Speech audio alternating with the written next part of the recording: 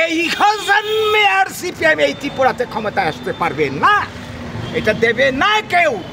আজকের দিনে দাঁড়িয়ে সাবধান করে দিতে চাই এই মানিকবাবুদের, সিপিএমদের সাবধান করে দেবে। বাঙালির বিরুদ্ধে যারা কথা বলছেন, আমরা ছেড়ে কথা বলবো না। এই সিপিএম ধর্ম বিরোধী, মানবতা বিরোধী, নাস্তিক পার্টি। আজকে ত্রিপুরার বুকে হাজার হাজার মানুষ খুন হয়েছে, তাদের দলের মানুষকেও খুন করেছে। এই সুখরাম দেববর্মাকে খুন করেছে এই রাজধানীর বুকে। এরা কি না করেছে পশ্চিমবঙ্গের বুকে, হাজার হাজার বিরোধী দলের মানুষকে খুন করেছে।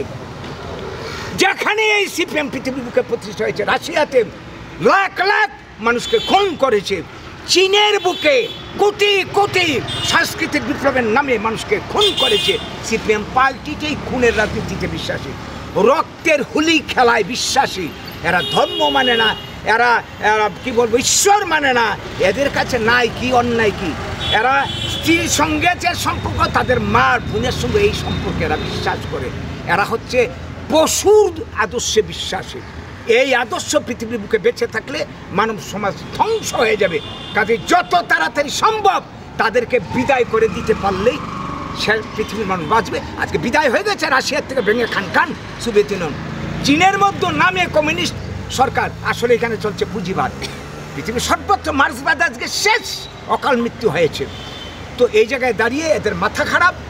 এই এতদিন যে তাদের আমলে চর্বচুষলের চুপে খেয়েছে, অনেক ভোগ করেছে, অনেক দিন ধরে তারা অভুক্ত। এখন আবার ভোগের আকাঙ্ক্ষা জেগেছে। সরকার পতন করে যে এরা যে কোনোভাবে ক্ষমতা আসতে চাইছে, এইটা আসতে দেবে না ত্রিপুরার মানুষ। এই জন্মে আর সিপিএম এই ত্রিপুরাতে ক্ষমতায় আসতে পারবে না, এটা দেবে না কেউ।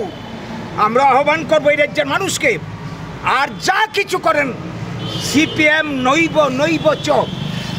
আমরা ভবিষ্যতে আমাদের বাঙালি অংশের মানুষ দেড়ভাগে বলি, এই দেশের ভূমিপুত্র, আমাদের পাশে কেউ নেই। স্বাধীনতার পর থেকে বারবার আমরা বঞ্চিত হচ্ছে, আঘাত পাচ্ছি।